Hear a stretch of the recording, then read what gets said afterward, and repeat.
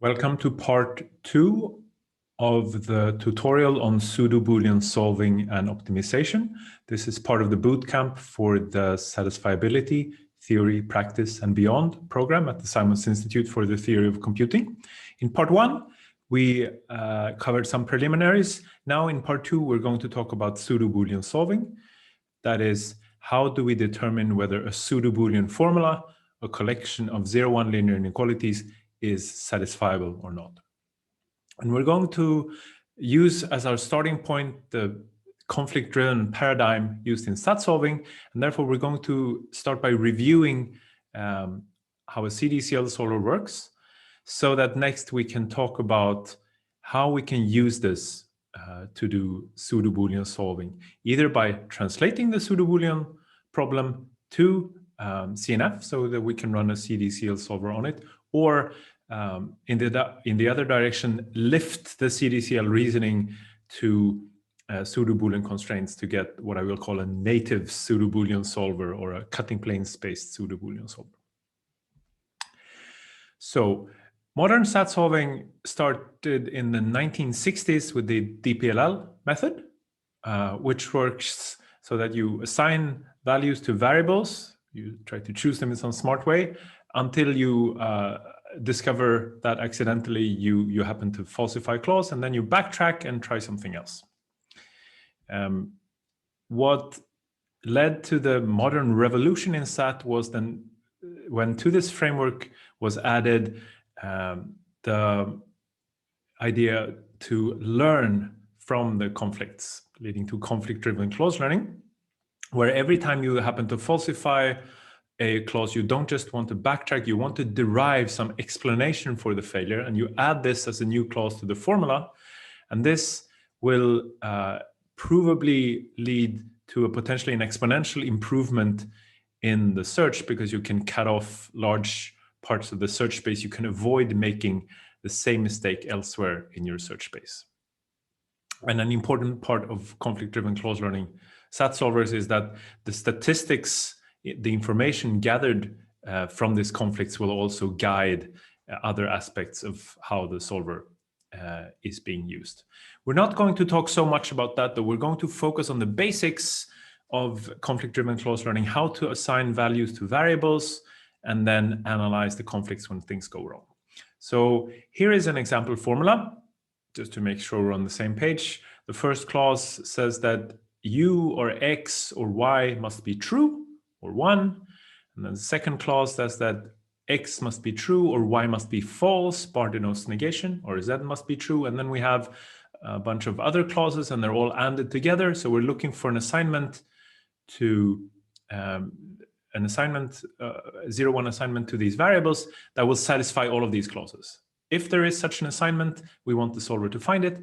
If there is no satisfying assignment, we want the solver to report that. So as you're listening to this talk, you can quickly try to think for yourself, is this a satisfiable or an unsatisfiable formula? We'll try to run a stat solver on this to figure out. And the stat solver, when it makes variable assignments, it has two different ways of making assignments. One of them are called decisions. This is when we just make a free choice to assign a value to a variable. Say the solver for some reason likes w, it picks w and it sets it to 0, and we'll write it in this way, that w equals 0, and that's a decision. That's why we have this d on top. Okay, good. Now the solver takes a look at the formula, and it sees that actually, given that w is false, there is a clause which has only one non-falsified literal left, and this is the clause not u or w, where we can see that the value of u is now forced. We have to set w, we have to set u to false, or else this clause will be falsified. So this is called a unit propagation. And so we will always unit propagate such choices, because otherwise we'll immediately run into conflict. And the notation here is that we set u to 0 as explained by the clause not u or w. And we say that not u or w is the reason for this propagation. Okay, so we add this to the partial assignment that the solver is building here on the left of the slide. And then we look at the formula if there are any further propagations. Turns out that there are no further propagations. So the solver makes a decision again. So we always propagate until saturation, but then we make a decision. And now the solver, for some reason, decides that it wants to set x to false. And now we see that since both u and x are false, the first clause propagates y to true. And now we get a chain of propagations because now the second clause, since x is true and y is false, this propagates z to true. But now we have a contradiction with the fourth clause, which wanted y or z to be false. Both of them have been set to true. So during the search phase, the forward phase, we always propagate if possible. Otherwise, we decide until, well, either we find a satisfying assignment, but here we ran into a conflict. So we have a conflict clause. Y or z is a conflict clause. So now we have to do conflict analysis. And one thing we could do, what a DPLL solver would have done, it would just have said, okay, clearly setting x to false was a bad decision. Let me reverse it and try to set x to true instead. But in conflict-driven clause learning, we want to be smarter. We want to learn a new clause from the conflict so that we can avoid this mistake in the future. And we do this by a case analysis over the last two clauses. We see that the conflict clause turned into a conflict clause because it wanted z to be false.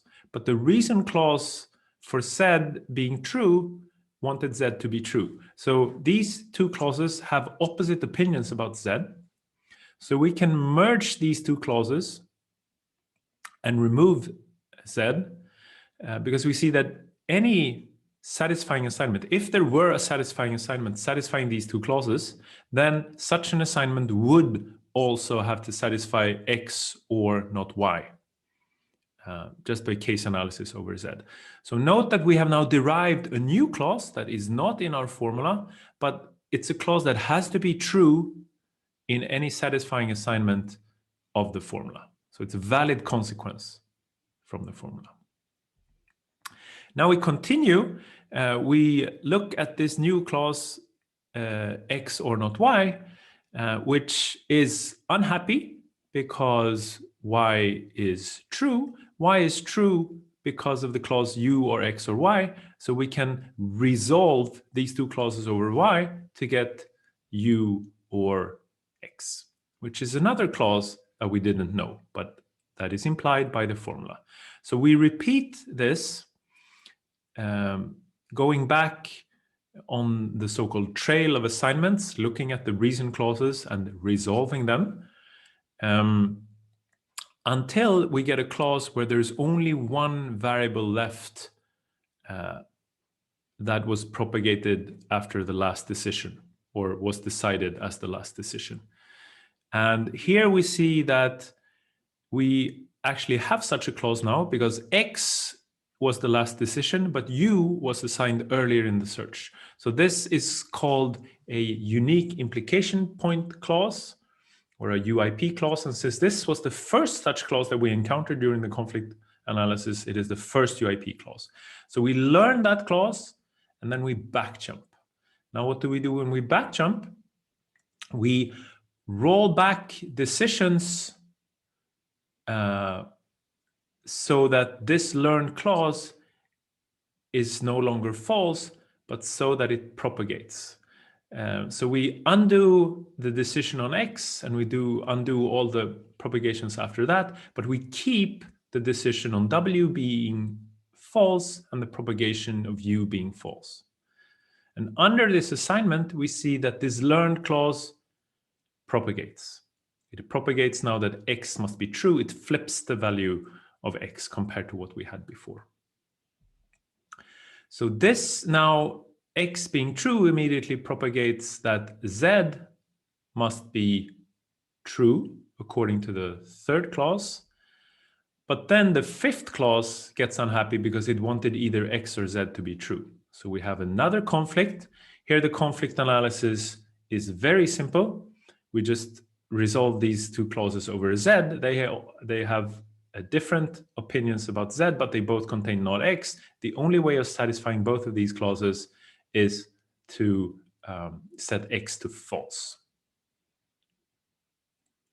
So we're actually changing our opinion about X again here. And now, since this clause contains a single literal, we back jump all the way to the top without making any decisions. And now we start unit propagating again. Note that we have learned a clause, a so-called unit clause, contains only one literal, and that clause propagates that X must be false. And then the other clause that we learned, U or X, now propagates that U must be true, but that propagates according to the next to last clause that W must be true, but then the very last clause wanted W to be false. So now we have a conflict again. And note that we have run into a conflict without making any decisions. We have just added clauses that were implied by our formula, and then we have made obvious unit propagations. And these obvious unit propagations lead to a conflict.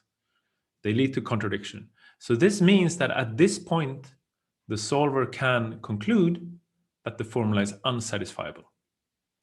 However, just as a mental exercise, we can try to run this conflict analysis again, just to see what happens.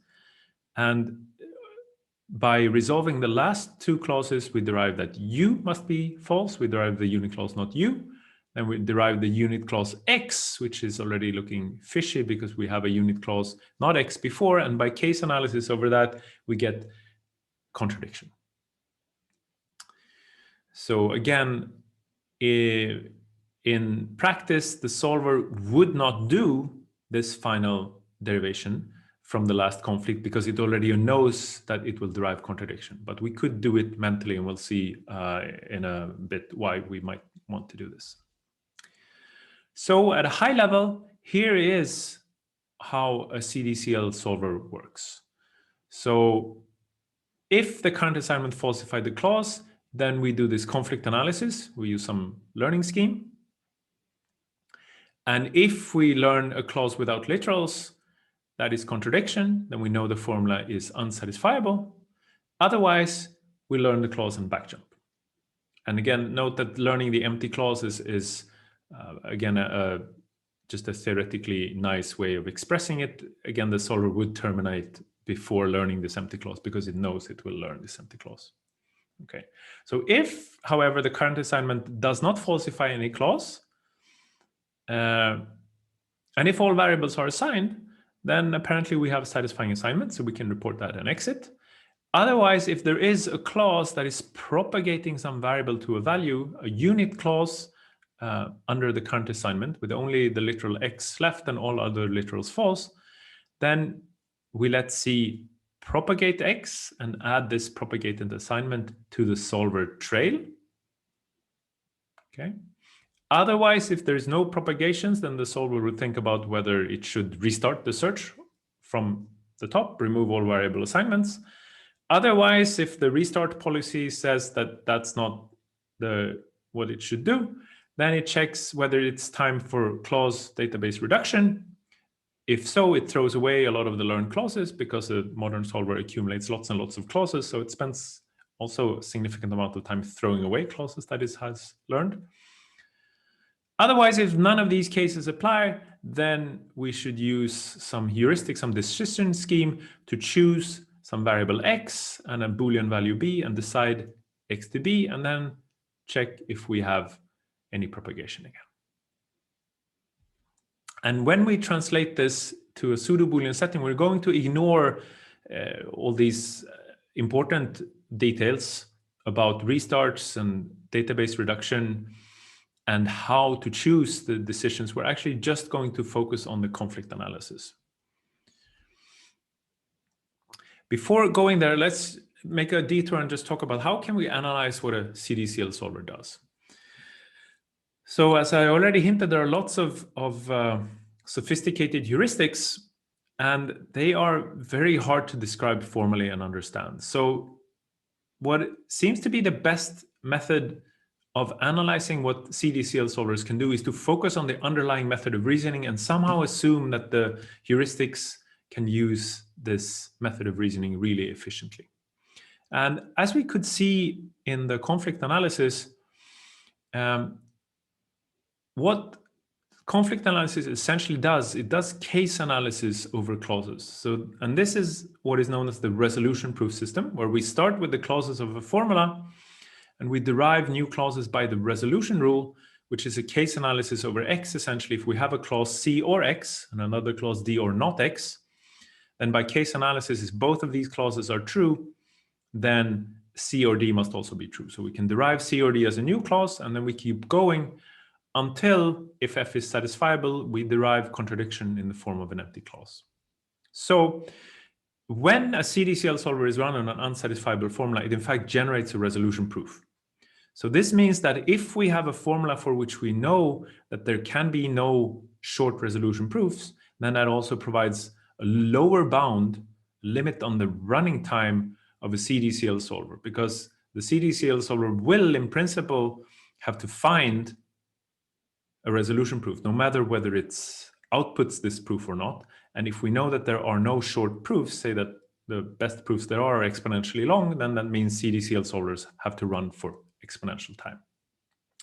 Now, importantly, this is ignoring the issue of preprocessing, which are some shortcuts that Cdcl solvers make at the start, and that are not necessarily captured by the resolution proof system. And this is an important area, but we don't have time to go into it. And still, even with this caveat, it seems fair to say that the resolution proof system is pretty good at characterizing what Cdcl solvers can do in practice.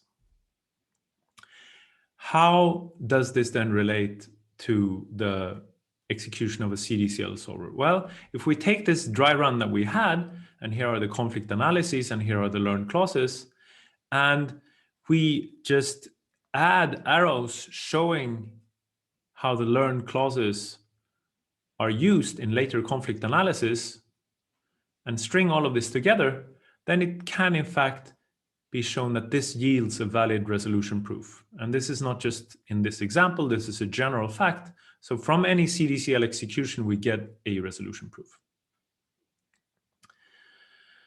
So what brings us here from this, for this program at the Simons Institute, is the fact that state-of-the-art Cdcl SAT solvers are amazingly good. So as a computational complexity theorist, I was taught to think about SAT as a hard problem, exponentially hard, but practitioners think about SAT as often being easy in practice. So this raises the question of how can this be possible? And we don't have a very good theoretical understanding of this, why these heuristics work, and why the instances that we encounter in applications are easy.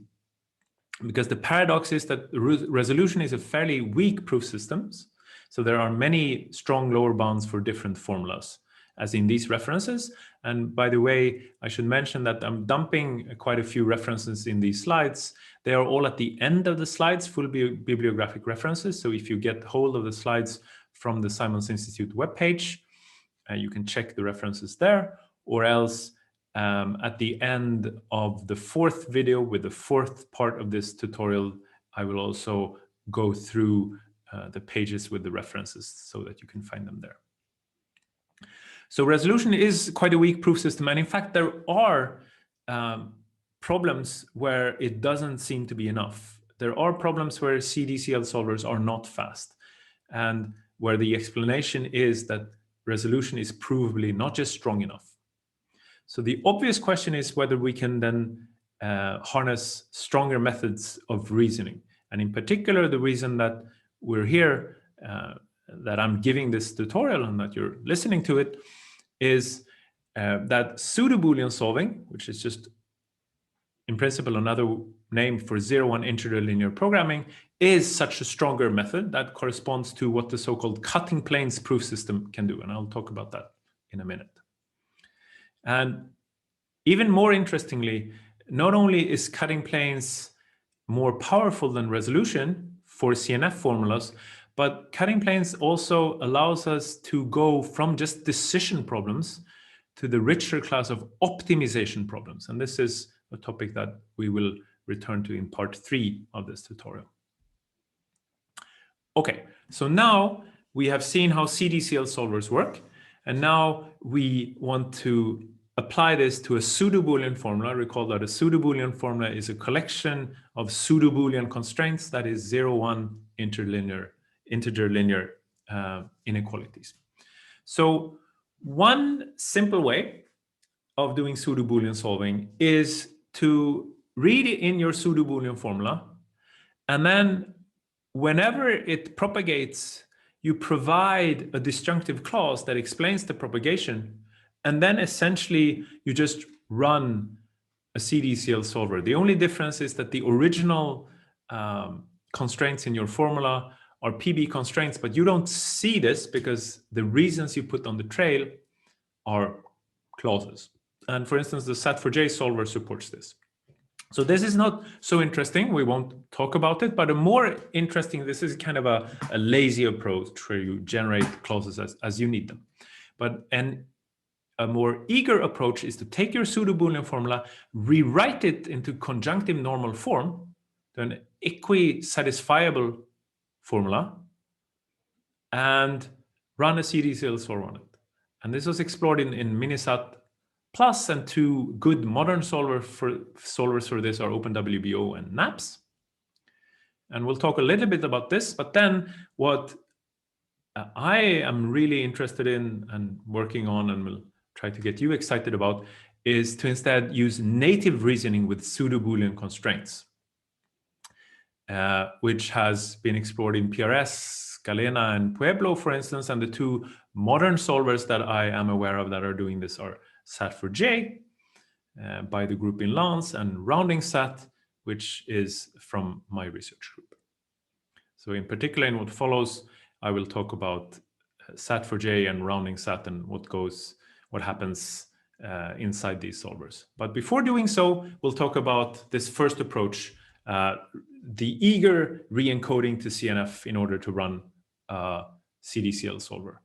So we have to first talk about how to do this rewriting to CNF, because we saw in the tutorial that there can be an exponential explosion when you rewrite a pseudo-Boolean constraint, just a cardinality constraint saying that out of these n variables, at least half of them are true. This will be an exponentially large CNF formula, and this won't do. So what we do to circumvent this is to introduce new variables, extension variables, and they allow us to get a more compact encoding.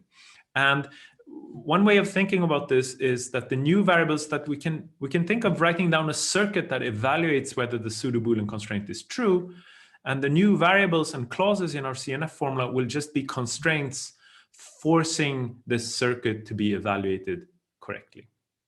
So since it is simpler and since it is not the main focus of this tutorial, I will focus on cardinality constraints. So these are pseudo-Boolean constraints where all the coefficients are 1. And only a little bit talk about how to generalize this to arbitrary pseudo-Boolean constraints. And so we have this, we're summing up variables x from x1 to xn, and we're comparing them to k, maybe a greater than constraint, maybe a less than equal constraint, maybe an equality. Okay, how can we do this? One simple idea is to introduce counter variables, Sij, with the intended meaning that the sum of the I first variables, x1 up to xi, is at least j. And the base case, so we have a sort of inductive encoding here, where the base case is that, well, S11, the sum of the first variable is at least 1. That's true exactly when x is true. So I write down that S11 is true if x is true, and x11 has to be false if x is false. So this is, here is an implication saying that if x1 is true, that forces x11 to true. And if x1 is false, that forces x11 to false. And of course, for j strictly larger than 1, we're just adding unit clauses that the first variable cannot sum to j for j greater than 1, which is hopefully clear. And now, suppose that we've defined all variables for si minus 1 and j, then we say that, well, if xi is true, then the sum of the I first variable is at least 1. And if the sum of the I minus 1 first variable is already j, then certainly the sum of the I first variables is also j. So more interestingly, here's an implication saying that if xi is true, and if the sum of the I minus first variables is j, then in fact the sum of the I first variables is j plus 1. And then we add the reverse constraint saying that, well, the only way that the sum of the I first variables can be j plus 1 is either that was already the case for the I minus 1 first variables, or if not, then xi has to be true and s minus 1 j also has to be true. So it should hopefully be clear that if we concatenate all of these clauses, then we will get SNK will, given any truth value assignments to the x variables, XNK will correctly encode whether it is in fact the case that out of these n variables, k of them are true. So we'll just take we can take any assignment to the x variables and they will just propagate through these clauses. So if we want to enforce a cardinality constraint sum of x1 to xn greater or equal k, we do this by having this encoding and then just adding a unit clause claiming that this has to be true. And similarly, if we want the less than equal constraint for k, then we just add the unit clause saying that the sum does not reach k plus 1. And for inequality, we add both of these. So this is a simple encoding to explain.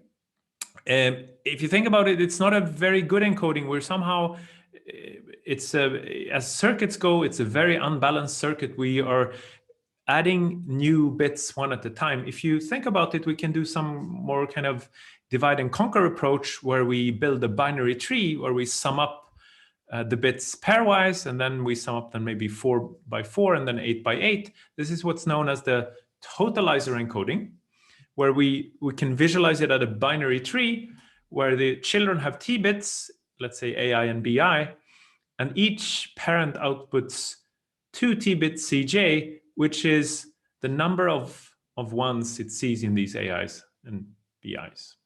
So we should think of Cj as the analog of the s variables from the previous slide, that Cj is true precisely if the sum of the input variables AI and BI are greater or equal j. So the base case in the leaves, we have 2 bits, and there the output is that, well, if either x1 or x2 is true, then clearly 1 bit is true. If both x1 and x2 are true, then in fact the sum is 2.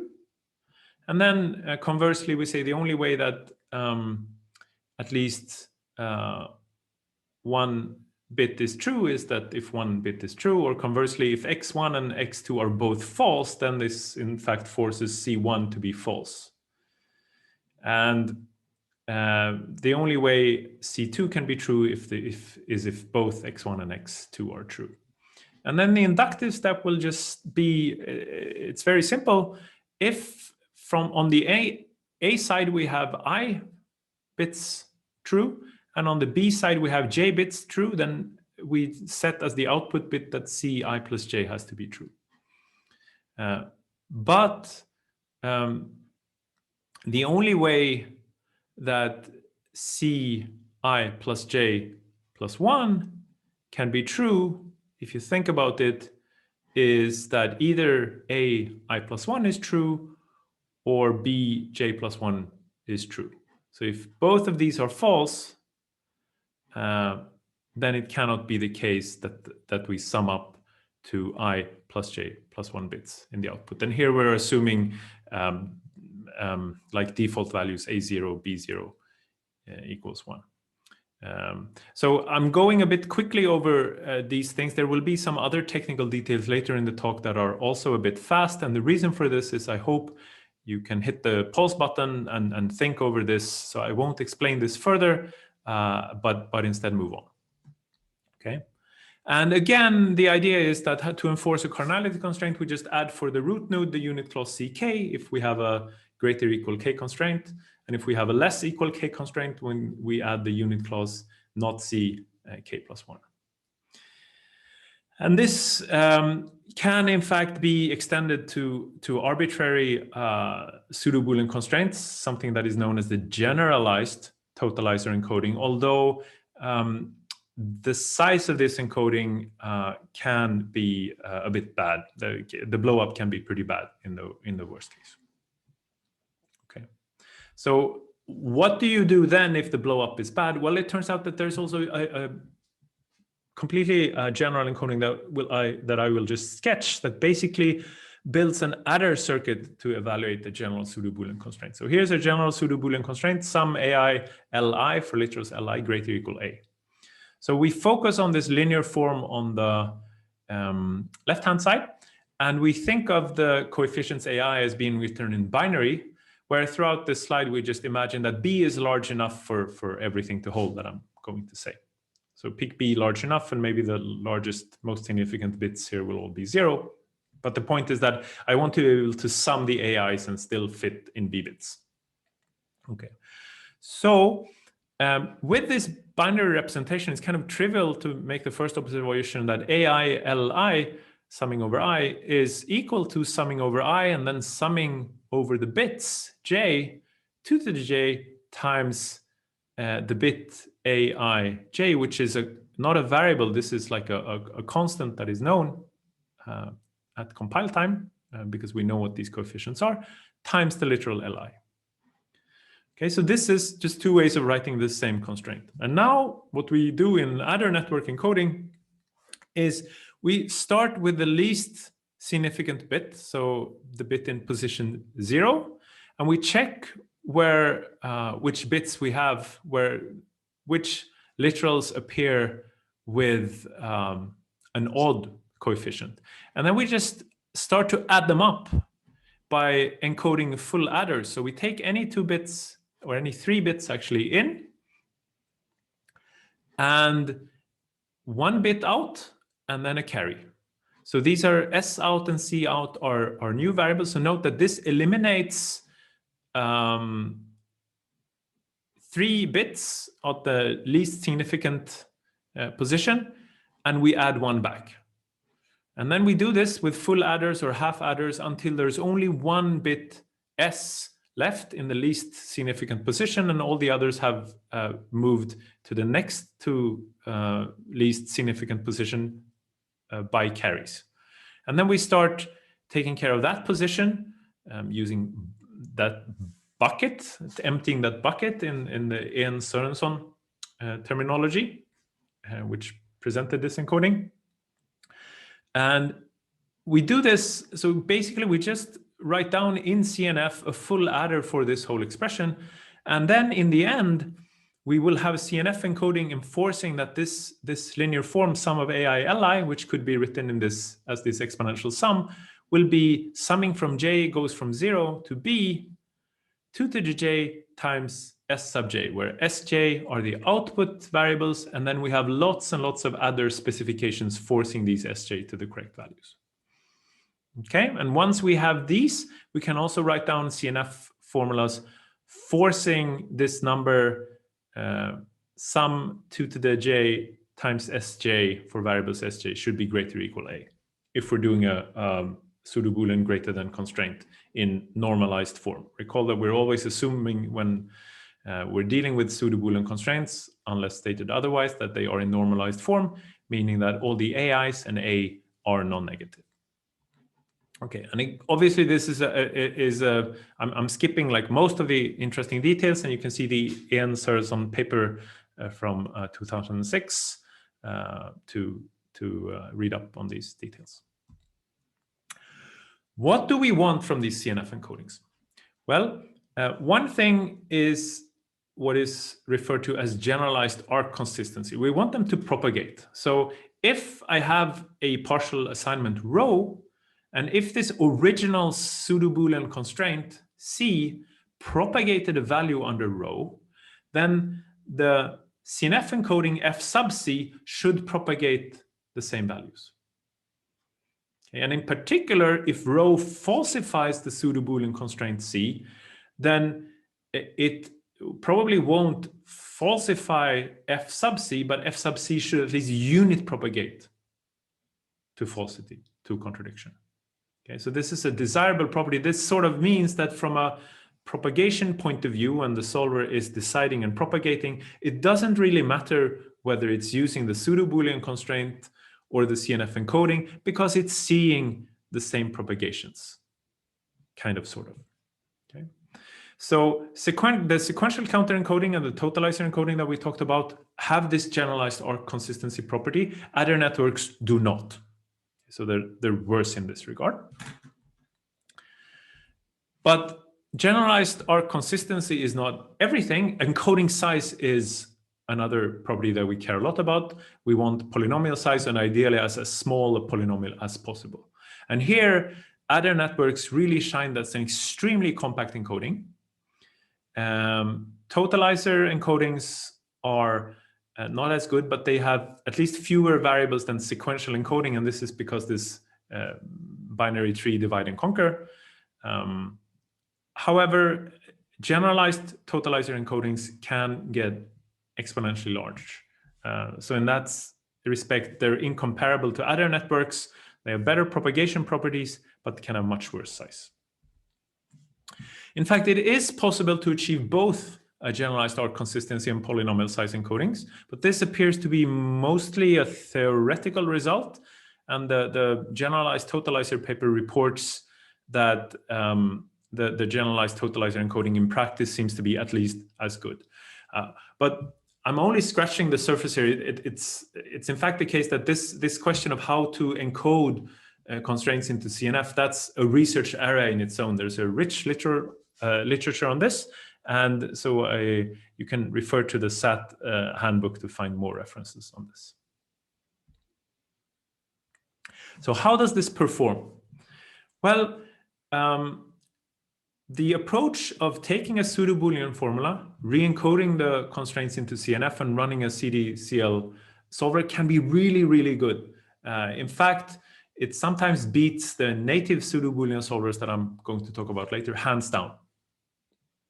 And so what is the explanation for this? So we don't have a really clear understanding, but one simple observation is that we know that extension variables gives a solver a lot of power. Now we're introducing all these extra variables that we're talking about partial sums.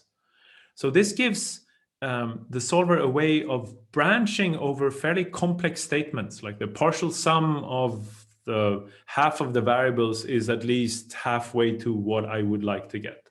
There's no way a native pseudo-Boolean solver can say that because it doesn't have such a variable to branch over. And when you start composing these variables into clauses, if you think about it, since every variable is semantically a linear inequality, then a clause over such literals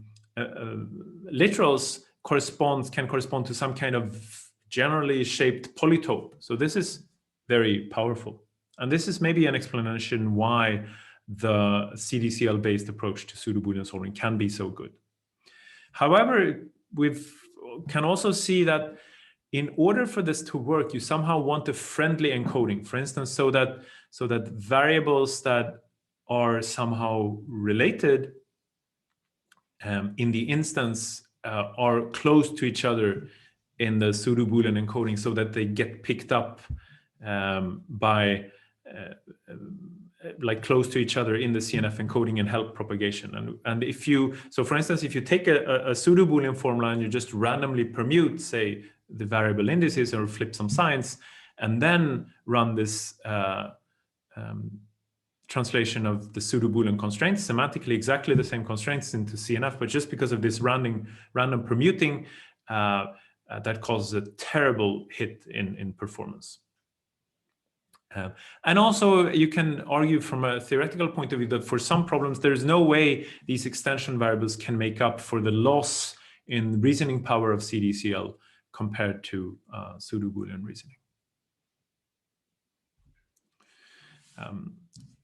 So some open questions about this Cdcl-based approach for pseudo-Boolean solving. One somewhat intriguing question is that the way I presented these encodings are in fact not exactly the way they're written in the papers. So you have the clauses that do the propagation. There's a kind of forward propagation, which says that if I have an assignment to the x's so that at least k xi's are true, then the encoding should forward propagate the final counter variable to true. That's sometimes referred to as forward propagation. Backward propagation would be in the other direction, namely that if I have an assignment so that enough xi's are false, like if n minus k plus 1 xi's are false, then I should propagate that the cardinality constraint is in fact false.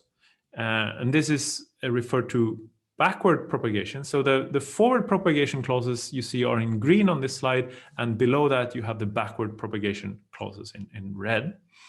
And in fact, in my understanding, although I haven't worked on this, but my understanding is that the solvers that do this rewriting do the forward propagation clauses, but not necessarily the backward propagation clauses.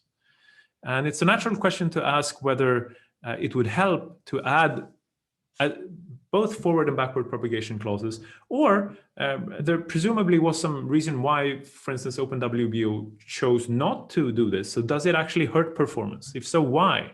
Can it be that too much propagation actually hurts you, that you don't want this? Some more questions. Well, an obvious question from the discussion so far is, how do we find a good encoding? Is there a best possible encoding? How do we do this trade-off between propagation strength and encoding side? Can we say something, can we bring tools from computational complexity theory to bear on this and say something intelligent? Can we understand this observation that Cdcl-based solvers are sometimes so much better than native pseudo-Boolean solvers and sometimes not? Can we provide some theoretical computational complexity results explaining this? From a more applied point of view, could we somehow combine the strength of rewriting and cutting planes-based reasoning? And a final question that is somewhat interesting if you think about it in practice, because this rewriting, there's going to be a lot of rewriting before you get to running the Cdcl solver on your rewritten pseudo-Boolean problem. How do we know that we're solving the right problem? How do we actually know that the re-encoding of the pseudo-Boolean constraints into CNF was correct? Can we somehow certify this? Can we prove this? This is also an interesting question. And the current state of the art seems to be that we just have to trust that this re-encoding is done correctly. Okay, so this is what I wanted to say about Cdcl-based pseudo-Boolean solving. Now we turn to what I refer to as native pseudo-Boolean conflict-driven search, where we won't rewrite the constraints to CNF. We will operate on them natively. We'll massage the linear inequalities and such. Okay, but except for that, we want to do sort of the same thing as conflict-driven close learning. So what does that mean? Well, we want to do variable assignments. We want to propagate when possible, and then we make an assignment and then propagate until saturation.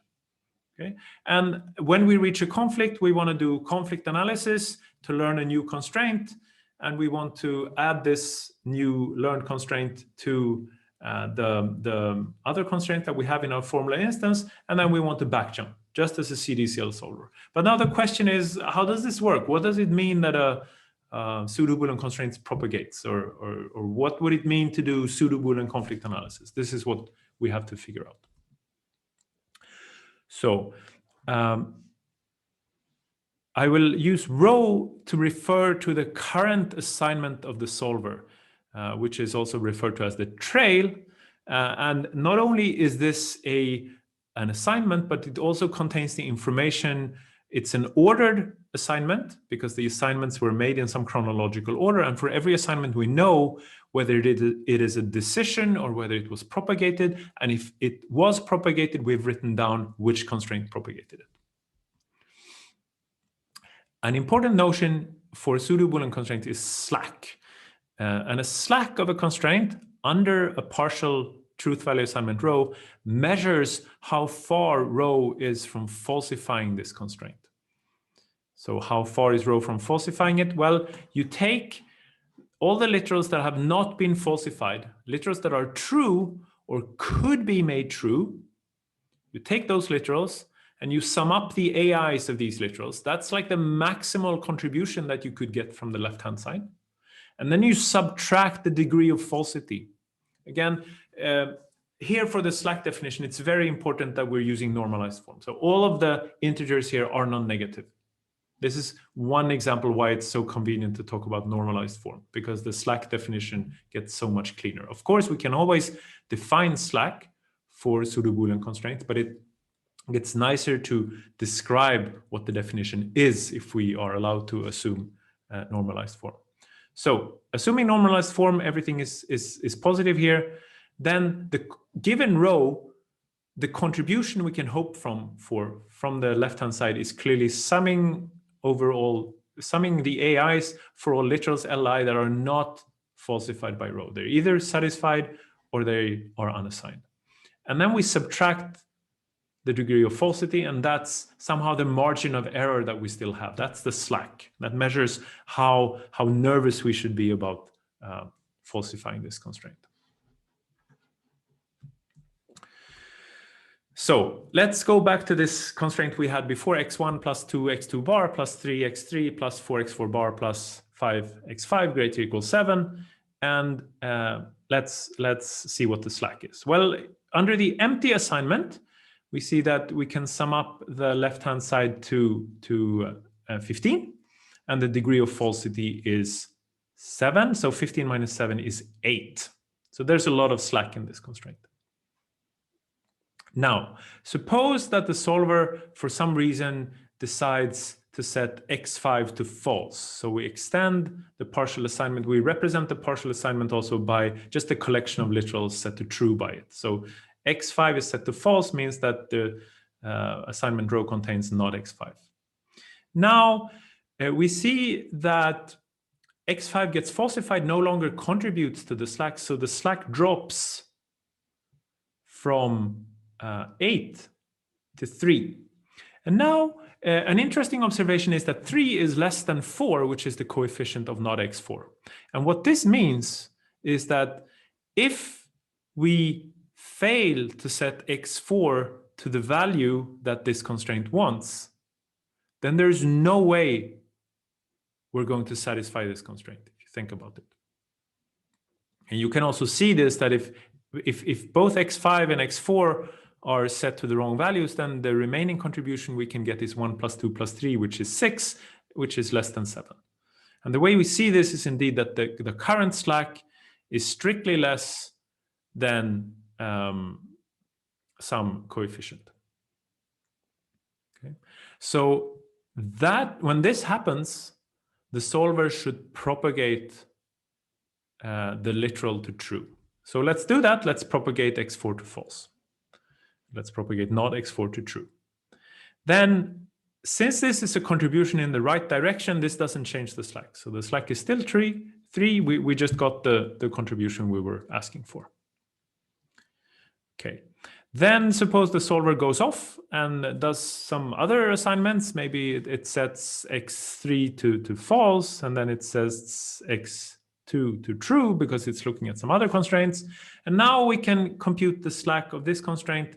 Then x5 doesn't contribute, x4 contributes 4, x3 doesn't contribute, x2 doesn't contribute, x1 is unassigned, so it still contributes. So the contribution on the left is 5, but we need 7. So the slack is negative, it's -2. And what this means is that there's no way we can satisfy this constraint under row. So row has already violated this constraint. It has caused a conflict. So a conflict for a constraint is when the slack goes negative. And note that in contrast to Cdcl, we can get conflict even though all variables in it are not assigned. Here we haven't assigned, the solver hasn't assigned x1 yet, but we already know that it doesn't make any difference. Whatever you do with x1, it's already too late to repair the previous mistakes. Okay, so good. So then we know what slack means, and slack, pseudo-Boolean slack allows us to define what it means to propagate and what it means to reach a conflict. So now we can do, now we have what we need to lift Cdcl, to lift decisions and propagations to a pseudo-Boolean setting. Fantastic. Okay. Next up is conflict analysis. What should we do? Let's look at this example CNF formula we have again, and let's observe an interesting invariant. That when we have the trail here is like from in chronological order from top to bottom. So here the trail is W false, U false, X false, Y true, Z true. And the assignment always, we start out with the assignment falsifying the conflict, obviously. So the trail falsifies the conflict. But then when we do the conflict analysis and derive the first clause, X or not Y, and then even if we remove, so we eliminate Z from these clauses, and we can pop it from the trail, and we see that what remains of the trail is falsifying this clause. And now the next step in the conflict analysis, we resolve over Y, and we can remove Y from the trail, and now we only have not W, not U, not X on the trail, and that is still falsifying the clause that we have derived at this point. So the invariant we're maintaining is that at all points in time during the conflict analysis, every derived constraint explains why the assignment made so far was not good. So clearly here, this full assignment, we see it wasn't good because not Y or not Z was violated. But here we can see that even this assignment, W0, U0, and X0 is not good because it will violate this clause, which is a consequence of our formula. So we can just, because of this invariant, we can keep going in our conflict analysis, and then we just terminate it and learn the constraint when we think that it looks nice. And what's niceness? Well, this is this concept of being a first UIP constraint or an asserting constraint. And what this means that when we do the back jump, some variable is going to flip. This is an asserting constraint because when we undo the decision on X, this clause will propagate that X flips. Okay, so we just want to lift this to a pseudo-Boolean setting. So first we have this resolution step, and we see that we can actually mimic this. If we have X or not Y or Z, or and then not Y or not Z, and we want to resolve them to get X or not Y, then if you just look at the pseudo-Boolean constraints corresponding to these clauses, and you add them up, and you recall that Z plus Z bar cancels to yield 1, then you get X plus 2Y bar greater or equal 1. And I will refer to this as generalized resolution. When you have two constraints, you possibly multiply them by something to get a common coefficient for a clashing literal. Here we don't need to multiply because Z has coefficients 1 on both sides, and then you just add them up. And then here, so here the clashing literal is X1. So we multiply it by the least common multiple C of A and B, and multiply this constraint by C divided by A1. Here we multiply by C divided by B1, and then we add, and then we see that X1 will cancel, and we get this constraint. So the math is a bit ugly, but you can look at this concrete example instead. Okay. So this is in some sense generalizing resolution to pseudo-Boolean constraints. Now, except that we didn't quite get what we wanted, because if we wanted the clause X plus Y bar greater or equal 1, but we got a 2 here. So that was not quite right.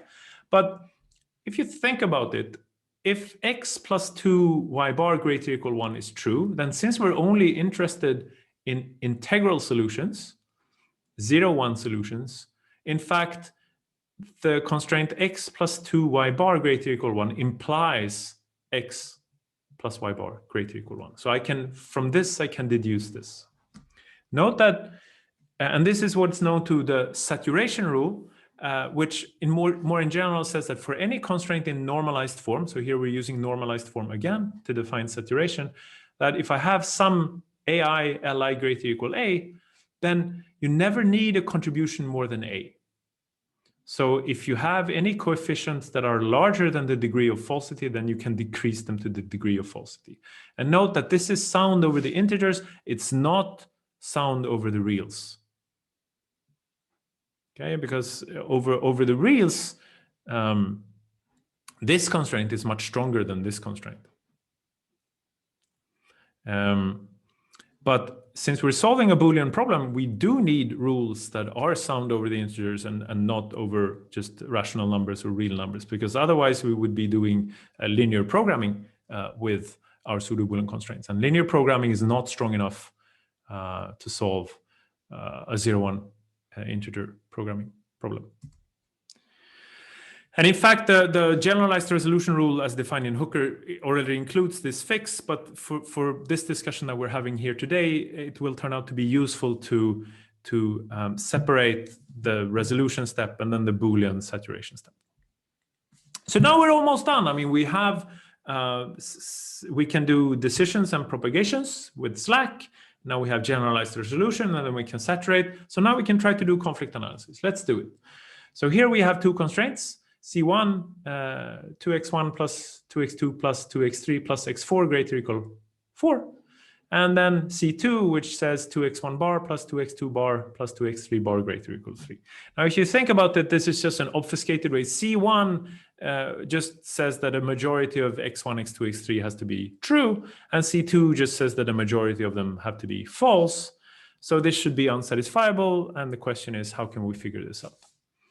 Okay, so let's suppose that a solver starts with x1 and sets it to false.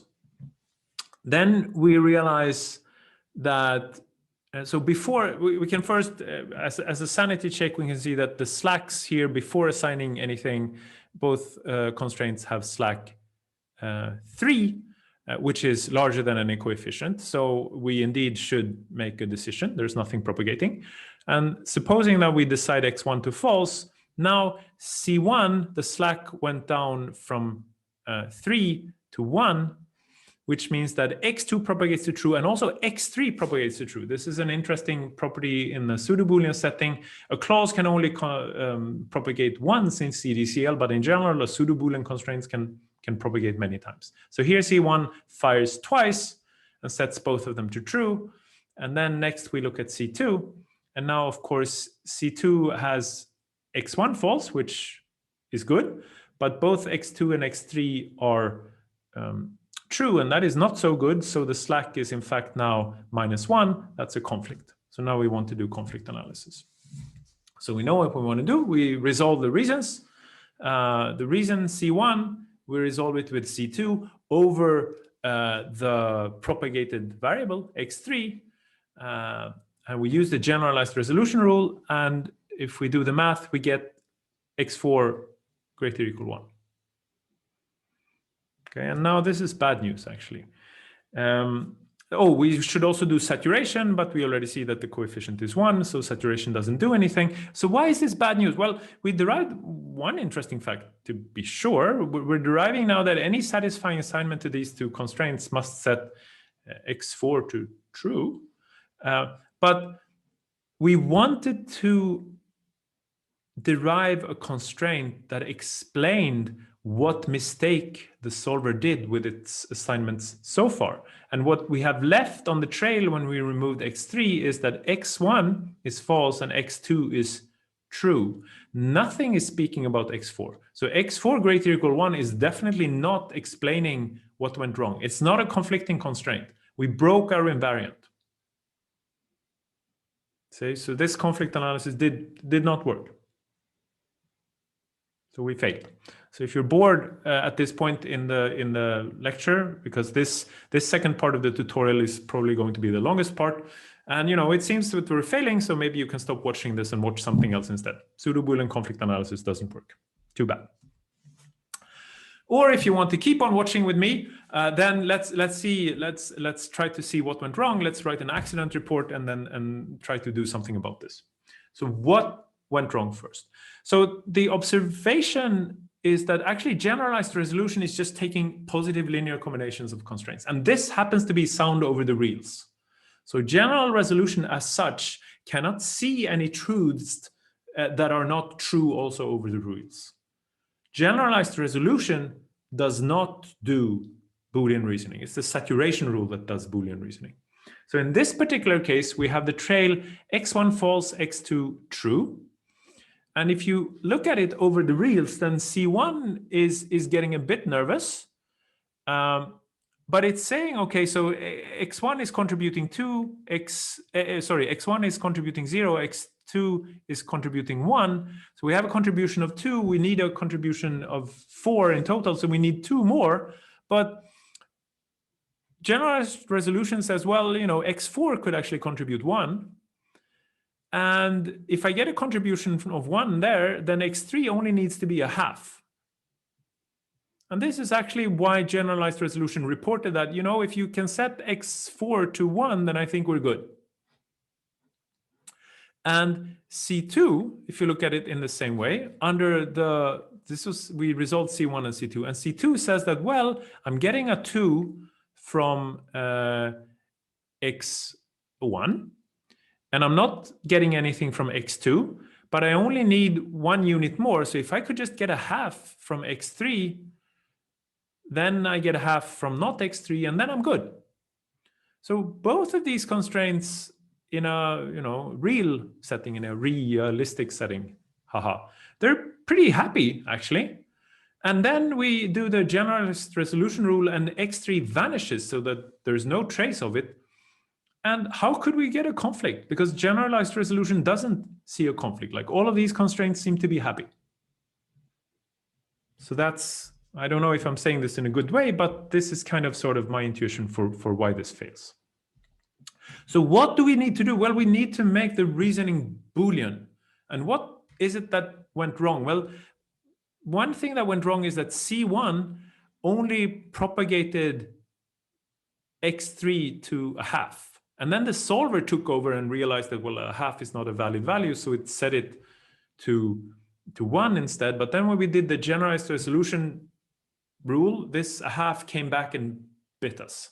So it would be really nice if we could get a reason that actually propagates x3 all the way to 1, even over the reals. If you think about what this means, in slack terminology, we would like actually the slack to be 0, because that says that we can't just have a partial contribution from this variable. We need it to contribute everything in its might. Okay, but the constraint doesn't have slack 0. So what do we do? Well, a fix that turns out to work is to apply weakening. And weakening is you take a constraint and then you remove a literal LJ from it. Here it is. And you say, oh, well, how much could LJ have contributed? Well, AJ, obviously. So I subtract AJ from the degree of falsity on the right-hand side. And if this constraint is true, then this constraint also has to be true. But it's a weaker constraint because I've thrown away the information about LJ. But it also, somehow the weakening step, what it does is that it tells us that LJ will contribute the full Boolean amount. And that somehow helps us to make the reasoning Boolean. And this is the approach in Chai-Kuhlmann that lies behind how pseudo-Boolean conflict-driven solvers work. So what we want to do, let's try this out. So we want to weaken the reason on some non-falsified literal, but not the one that is propagated, because we want to resolve over that. So if we weaken it away, then we lose the possibility to resolve over it. And then we'll apply saturation on the weakened constraint, because we always want to do that. And then we try to resolve and hope for the best. So let's try. So here we go again. Here's the constraint C1. We weaken it on x2, which is a non-falsified literal. And then we get 2x1 plus 2x3 plus x4 greater equal 2. We saturate, nothing happens. We resolve again. And we get a constraint 2x2 bar plus x4 greater equal 1. Bummer. this is still not violated. So we're not maintaining the invariant of having a conflicting constraint. So let's try to weaken even more. What else can we weaken? Well, x1 is falsified, so we can't weaken that. x3 is propagating. That's what we want to resolve over. We could weaken away x4. So let's weaken both of them. Then we get 2x1 plus 2x3 greater or equal 4 minus 1 minus 2. That's 3. 4 minus 3 is 1. And now note that now we can saturate this constraint. There's no way we need the coefficients 2 here. We can bring them down to 1. And now let's resolve over x3. And now we get 2x2 bar greater or equal 1. And this, in fact, explains what went wrong, because the trail assigned x2 to true, but this constraint says that this was a mistake. x2 should have been assigned false. And now we haven't quite defined what asserting or UIP constraints are, but it should be clear that a unit constraint that just contains a single variable, that is asserting. So we can back jump to top level. We can assert that x2 has to be false. And once we know that x2 is false, then C1 will propagate x1 and x3 to true, and then we'll get a conflict again. And so we again have this situation where we get a contradiction at top level without any decisions. So now we can run conflict analysis again and derive a contradiction in the form of the constraint 0 greater or equal 1. Or in practice, in a solver, we would just terminate immediately, because we know that when we reach a conflict without having made any decisions, then the formula is unsatisfiable. So in general, what we need to do is we need to do this, reduce the reason before resolving. So while we look at the resolvent, and if the slack is not negative, then we find some literal in the reason, except the one that we're resolving over, some literal that is not falsified. We weaken the reason on this literal L prime, and then we saturate, and then we try again until resolving the reduced reason with the conflict constraint produces something that has negative slack. So if we exit out of this loop, then clearly it works, because we are only exiting when the slack of the resolvent is negative. But how do we know that we exit? How do we know that we don't crash? Well, very briefly, the reason that this works is that slack is sub-additive. So if I have two constraints C and D, and I multiply C by lowercase c and D by lowercase d, and then take the linear combination, then their slack under rho is less than equal to C times the slack of C plus D times the slack of D. This is not an equality, so this is not additive, but it's sub-additive. Okay, and we know that on the conflict side, we have a constraint with negative slack. And now, whenever we weaken, if you think about it, the slack of the reason does not change, because weakening is assuming that literals give the right contribution to the slack. And we're never, except that would not be true if we weakened falsified literals, but we're not weakening falsified literals. So weakening leaves the slack unchanged. So suppose that we have weakened away everything and we're about to crash now because the while loop, this test failed so far. But then what happens is that saturation will decrease the slack. And when we're in the very last loop, then there's only, the only thing that is left that we have not weakened away is the propagating literal L. Everything else is either falsified or has been weakened away. And now what is the propagating, what is the coefficient of the propagating literal? Well, it has to be at least the degree of falsity, because that's the only thing left contributing. And if the coefficient of the propagating constraint was less than the degree of falsity, then we should already have a conflict. But weakening can never lead us into a conflict. Okay. So the coefficient of L is at least the degree of falsity, and then saturation brings it down so that they're actually equal. And that means that the slack the very last time we're at the top of this while loop, the slack will be 0. So I'm going a bit fast maybe, but again, you can pause the video recording. So then we're home. That means that at the very last point in this while loop, we have slack 0 on one side, slack negative on the other side, and then here's the resolvent. And by the subadditivity of slack, we have something multiplied with 0 plus something else multiplied by something negative. So the resolvent will have negative slack. And this is why it works. So the conflict analysis now in a pseudo-Boolean solver will just be that while the conflicting constraint is not asserting, find the last literal assigned last on the trail in this conflicting constraint that occurs with the wrong sign in the conflict side constraint. Find the reason for it, reduce the reason, resolve, and saturate. And keep going doing this. Then we maintain the invariant that's the Cconfl is what we derive on the conflict side, and it's always falsified by what remains on the trail. So we just do this until we like the conflicting constraint. When it is asserting, then we learn it and backjump. This is essentially sort of what lies at the heart of the conflict analysis used in Sat4j. And the only thing that changed from Cdcl is this reason reduction line. So compared to Cdcl, one challenge is that propagating is more complex. It's much harder.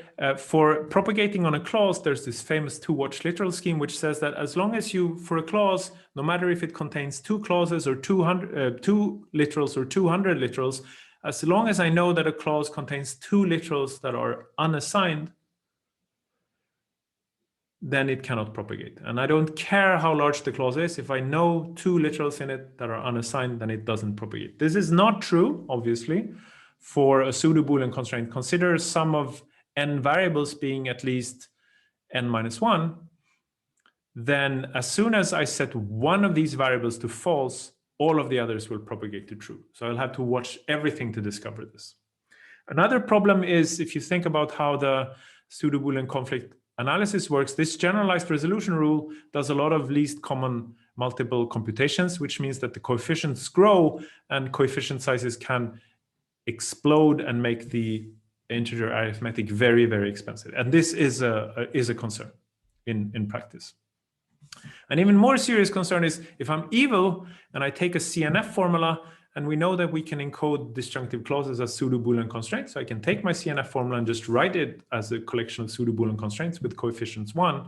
Then it's fairly easy to verify that actually this algorithm that I told you about will just be standard conflict-driven clause learning. So it won't do it. It will only learn clauses. So you never leverage the power of this pseudo-Boolean reasoning. But what you do is you have super expensive data structures and you only get Cdcl. So for CNF inputs, the pseudo-Boolean solving algorithm will be terrible. So what can we do about this? Well, one observation is that the cutting planes proof system that I said that we're going to use, in the literature, there's nothing such as a saturation rule.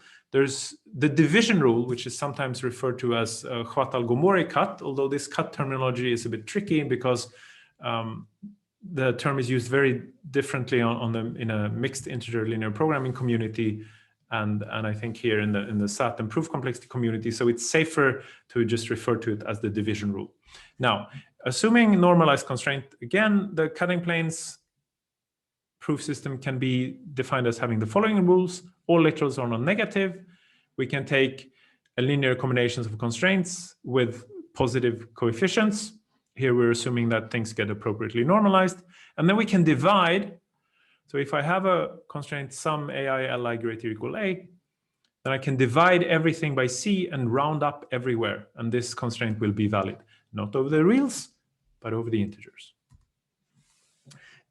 Interestingly, cutting planes with division is an implicationally complete proof system. That means that if I have a collection of pseudo-Boolean constraints that imply some other constraint, then this other constraint can be derived by cutting planes. So anything implied can be derived.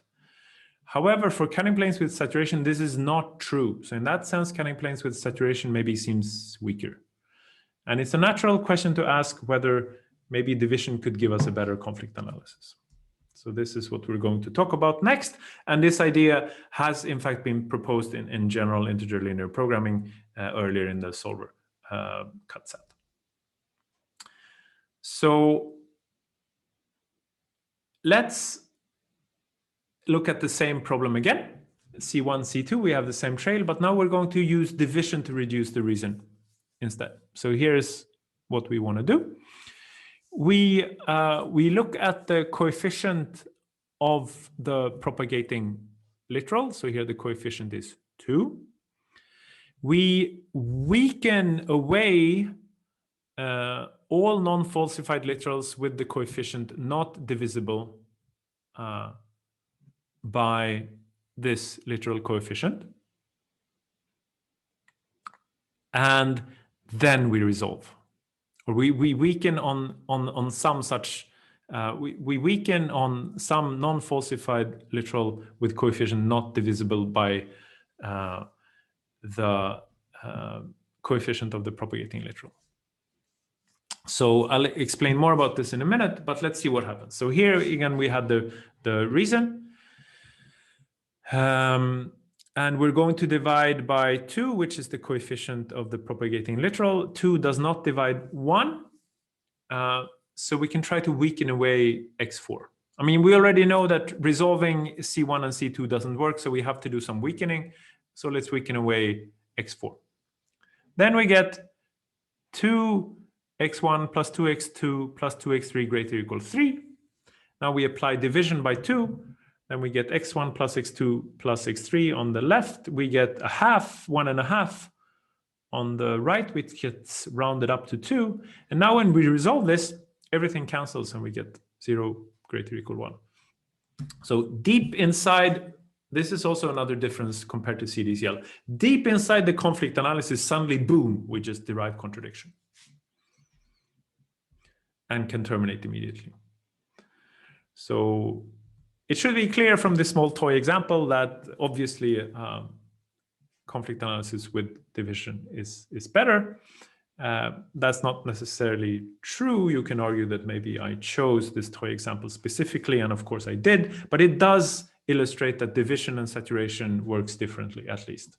So the division algorithm for reduction is we take the coefficient of the propagating literal, and then we try to resolve again. And if the slack is non-negative, then we find some literal that is not falsified and is not divisible by the coefficient of the propagating literal. We weaken on that literal, and then we try to resolve again until we get something with negative slack, and then we're happy, and then we return.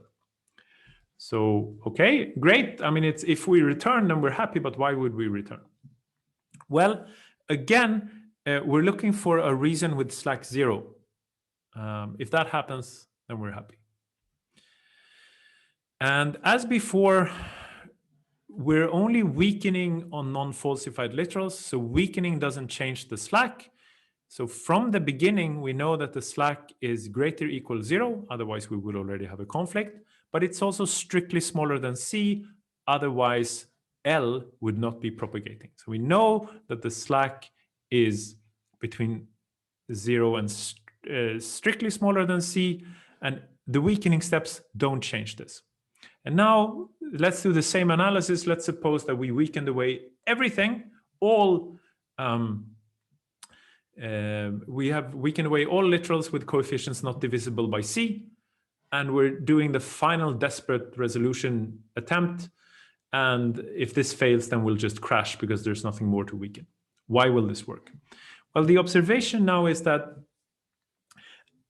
when we have done our weakenings, then anything that can cause rounding up in the left-hand side of the reason constraint is eliminated. Actually, the only thing that remains are all divisible by C.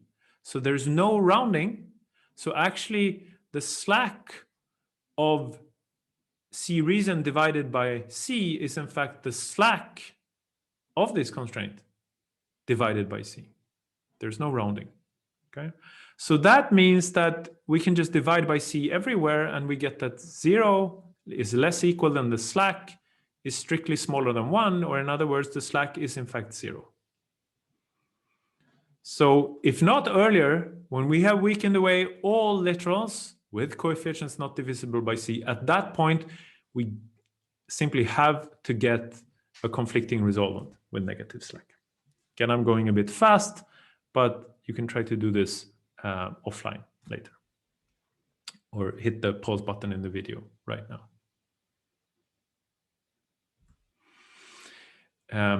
And as you saw in the proof, we could in fact weaken away everything in one go if we wanted. And in fact, the way rounding sat was presented in 2018 was by such a more aggressive reduction algorithm that just takes all the literals that are not falsified and that are with coefficients not divisible by the coefficient of the propagating literal, and just weaken away all of them in one go. And by the proof we just did, we know that this is a good constraint to resolve by.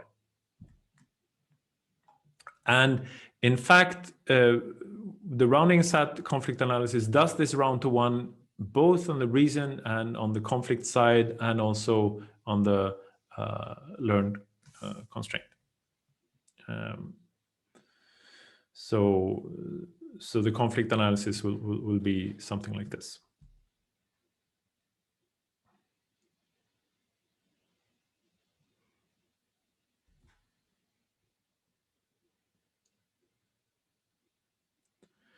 So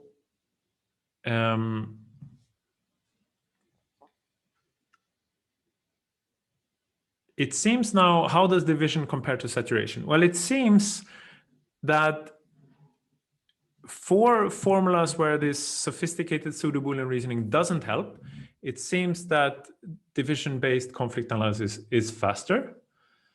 Then the speed of conflicts is not as fast as in a conflict-driven closed learning solver, but it's appears to be much faster than for saturation-based solving. When the pseudo-Boolean reasoning really kicks in, then conflict analysis slows down significantly, but it seems to pay off. And since you're doing division, we don't have this problem of coefficients growing and growing and growing, because division will somehow tend to keep them small. And so in fact, the default mode of rounding sat is even to do just fixed precision arithmetic, because most of the time coefficients will stay small. So this is nice. But division is not the end of the story. There are some benchmarks, for instance, for multiplier circuit verification, some problems there where Sat4j is much, much, much better. Some problems that are not solved by the division versus saturation choice is, well, propagation is still hard to do efficiently. And also this division algorithm that I showed you also degenerates to resolution for CNF inputs. And something that we'll talk about later in this tutorial is that even when you have a pseudo-Boolean formula that is infeasible, considered as a linear program, so you don't even need Boolean reasoning to figure out that there are no solutions. There are no real valued solution even. Even then, there are some benchmarks that are really, really hard for both Sat4j and rounding sat. So this ends the part where I discussed about concrete approaches for pseudo-Boolean conflict analysis. And now we at least know the basics of how to build a pseudo-Boolean solver. We have figured out how to do decisions and propagations. We have now 2 ways of doing conflict analysis, either with division or with saturation. So now we have like a functioning pseudo-Boolean solver to build on. Now, let's talk about some other possible rules. Let's talk about some open research problems. One interesting rule is to round constraints to cardinalities. For instance, suppose we have a constraint like 3x1 plus 2x2 plus x3 plus x4. We can actually see here that one thing that follows from this, if this constraint is true, then clearly at least two of these variables have to be true, right? So this constraint implies the cardinality constraint sum of x1 up to x4 is greater or equal to. And this is called reducing or rounding to a cardinality constraint. And the first solver, pseudo-Boolean solver that used this conflict analysis with saturation, in fact, only learns cardinality constraint. It rounds everything to cardinalities. They're easier to deal with, and they're arguing in this Galena paper that most of the extra power from pseudo-Boolean reasoning comes from cardinality constraints anyway. Not sure I necessarily agree with that, but that's their conclusion after having evaluated it. So formally, the rule is that if I have this general pseudo-Boolean constraint in normalized form, so again, AI, they're non-negative, A is non-negative, then I can derive that at least T of these literals have to be true, where T is the minimal set I such that if I sum over the coefficients in I reach A. So basically, I just sort the coefficients in order, and then I sum them up. And the question is, how many coefficients do I need to sum before I hit the degree of falsity? Here, if I sort them in order, then just one coefficient 3 is not enough because 3 is less than 4, but 3 plus 2 is enough because that's 5, that's greater or equal to 4. So that's how I can deduce that at least two of these variables have to be true. But it's not true that at least 3 of them have to be true, because if x1 and x2 are true, that's enough. So I couldn't have a 3 here, but I can have a 2.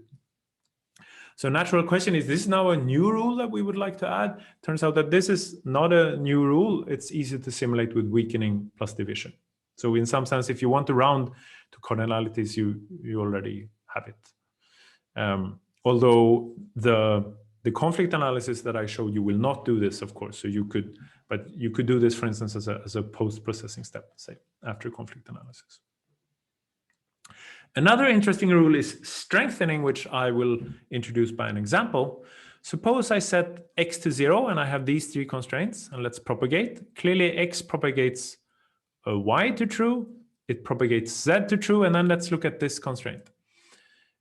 This constraint is actually over-satisfied. I mean, I need to get 1 on the left-hand side, but I have 2. So from this, I can actually conclude that x plus y plus z is greater or equal to. Why can I conclude this? Well, either if x is true, then I already know that y plus z is greater or equal to 1. So then definitely x plus y plus z is greater or equal to 2. But what if x is false? Well, if x is false, I checked that I got unit propagation and over-satisfaction. So then I also got 2. So this is actually sound. And note that this is interesting. These are actually clausal constraints, if you think about it. And from these clausal constraints, I can derive a general cardinality constraint. And this is strengthening rule, apparently appears in operations research. And more generally, suppose if I set some literal L to 0, and I have some previous constraint that I know is true A, but it gets over-satisfied by an amount K, then from this fact I can deduce that another valid constraint is K times L plus some AI Li greater or equal A plus K. So what's nice with this in theory is that you can recover from bad encodings. For instance, if you had a strengthening rule in your solver, then you could get a CNF, and then you can run this strengthening rule and recover a better pseudo-Boolean encoding that would allow your solver to perform better, in theory. In practice, I don't know of any solvers using the strengthening rule. It seems hard to get this to work, unfortunately. Another rule that we discovered in our group, or my PhD student, Stefan Goch, discovered that it would be really helpful, is the following. And this is actually something that happens in our solver, that you derive a constraint something like 2x plus 3y plus 2z plus w, say greater or equal 3. And then you derive exactly the same constraint except that x is false here. Everything else is the same. By just looking at this, you realize that, well, if both of these constraints are true, x is only contributing to one of them, right? So in fact, it has to be true that you can just remove x and say that, well, 3y plus 2z plus w is greater or equal to 3. Okay, the question is, can we somehow derive this? Well, we can resolve over x, but that gives us this constraint 6y plus 4z plus 2w greater or equal to 4. And then you can try to saturate, or you can divide, but you don't get this constraint.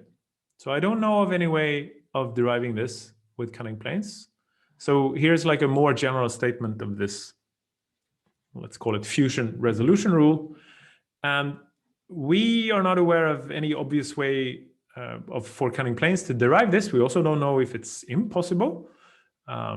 It's just an observation that this actually shows up in some tricky benchmarks on which pseudo-Boolean solvers perform fairly poorly.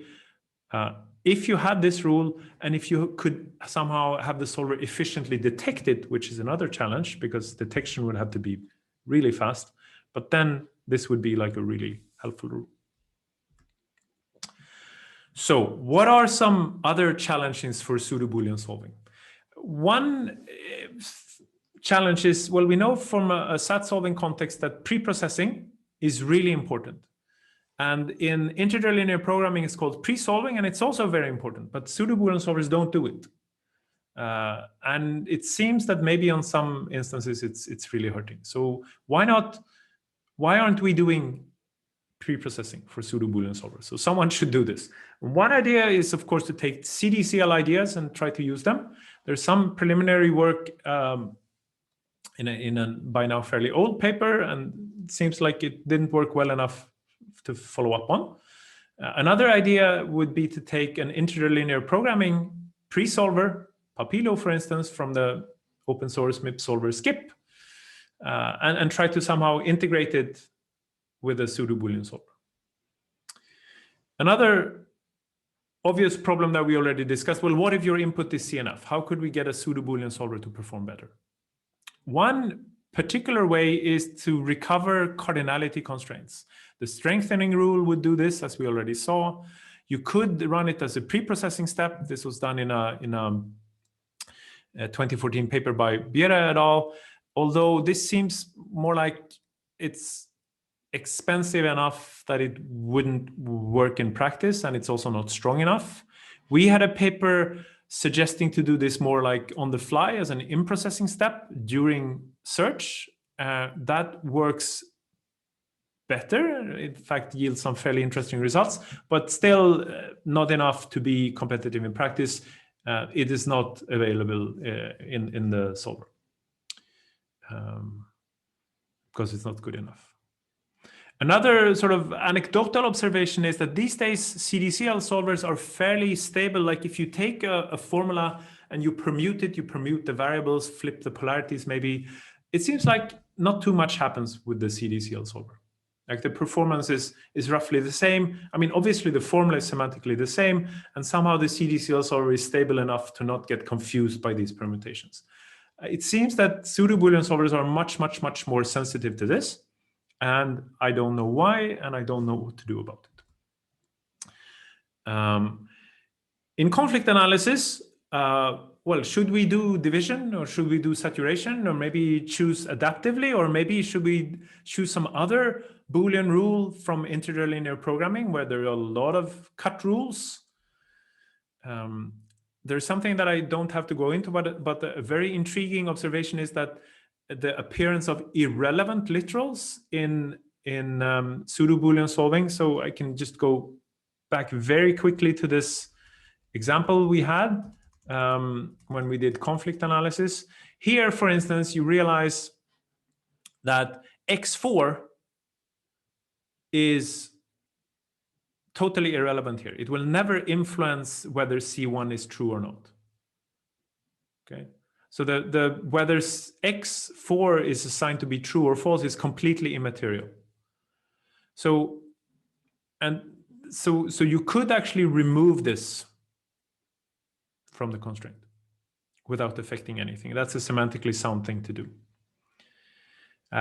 So you can say, but why worry about this? Well, it turns out that since the conflict analysis is so syntactic, these irrelevant literals can actually mess things up a lot in the conflict analysis. And there was a paper by the team in Lund showing that in fact irrelevant literals do show up in pseudo-Boolean conflict analysis. And the question is, how bad is that, and can something be done about it? General observation is that there are many, many more degrees of freedom in conflict analysis than is the case for SAT solving. For instance, it can be when you're doing your conflict analysis that the slack is so negative that you could actually skip a resolution step without resolving away the variable. Clearly, you couldn't do that in a clausal setting, because if you don't resolve away, if you leave a literal unassigned in a clause, then the clause is no longer falsified. But as we saw, in a pseudo-Boolean constraint, it could contain quite a lot of unassigned literals and still be conflicting just because the slack is negative enough. One question is this somewhat mysterious weakening step during conflict analysis. How aggressively should we weaken? Should we weaken the minimal amount, the maximal amount, somewhere in between? Is it better to learn just cardinality constraints as in Galena, or should we learn general pseudo-Boolean constraints? I'm not aware of any modern thorough evaluation of this. When you learn an asserting pseudo-Boolean constraint, it turns out that it can actually be asserting at several different levels. How can we detect this efficiently? Which level should you backjump to? Should you backjump as far as possible or as short a distance as possible? When you're doing the integer arithmetic, should you go for large coefficients, large precision, or should you try to round down and keep things in small precision? Lots and lots of these questions that just don't arise in Cdcl. They do arise in the pseudo-Boolean conflict-driven solving. I don't think they have been investigated, except that in these papers from Lund that I'm citing here, they have done some work on this. But other than that, I'm not aware of much. So it would be interesting to get a better understanding of this. Another thing in Cdcl conflict analysis is that clause minimization is important. Question is, could you do some kind of constraint minimization in a pseudo-Boolean setting? It's not obvious. This is would be very interesting to come up with something that works. And this is related to, all of these questions are also related to when I have a pseudo-Boolean constraint, how do I know whether it's good or not? For a clause, that's kind of clear, roughly speaking. If a clause is like smaller than another clause, then it's a stronger constraint. But a pseudo-Boolean constraints can have many different dimensions. There's the size of the coefficients, the number of variables in it. So it's not so clear if I give you two pseudo-Boolean constraints, how can you tell which one is better or worse? And note that this would be interesting if you're, for instance, doing some kind of adaptive conflict analysis and trying to choose between division and saturation. Maybe you try to do both and then pick the constraint that looks better.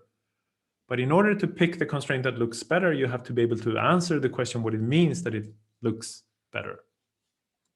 And also, you can look at these different conflict analysis methods, and they, in a natural way, they give rise to subsystems of cutting planes, and we don't know how these are related.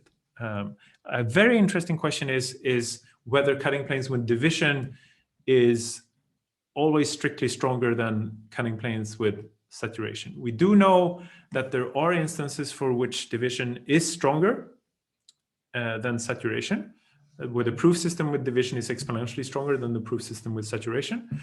We also know that there are other derivation steps where, like, saturation can derive certain concrete constraints much more efficiently than division can, but we don't know if the proof system with saturation is stronger for such instances than the proof system with division. So we know that, okay, so division cannot simulate individual saturation steps efficiently, but maybe the proof system with division can just get around this and derive something completely different. Yes, we don't know.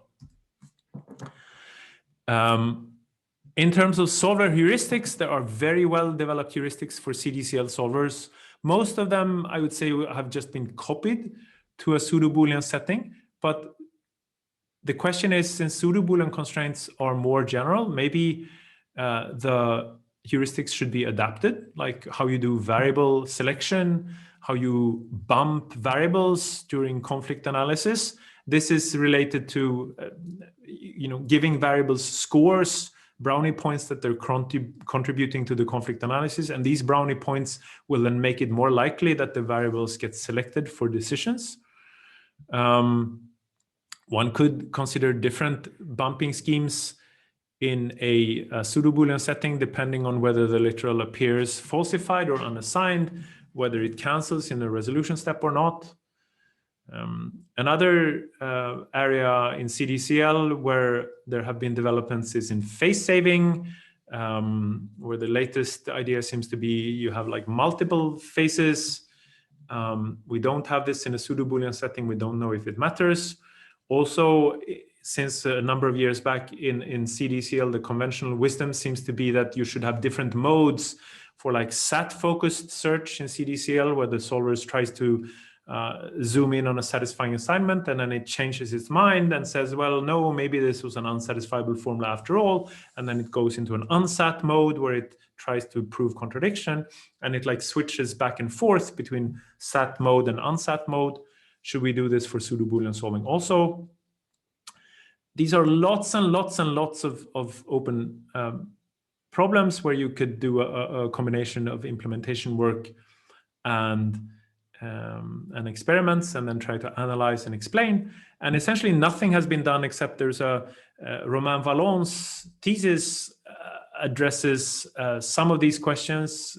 Highly recommended reading. It's an in-depth investigation, but I think there's lots of follow-up work to do on this.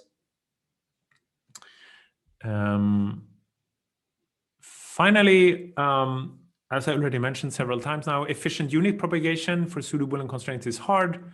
Detecting during conflict analysis whether I have already reached an assertive constraint is a non-trivial problem. And in contrast to Cdcl, how could we do proof logging? How can we certify that the results that the solver computes are correct? And here, I should say that this is something that I'm very, very interested in and that we're working on.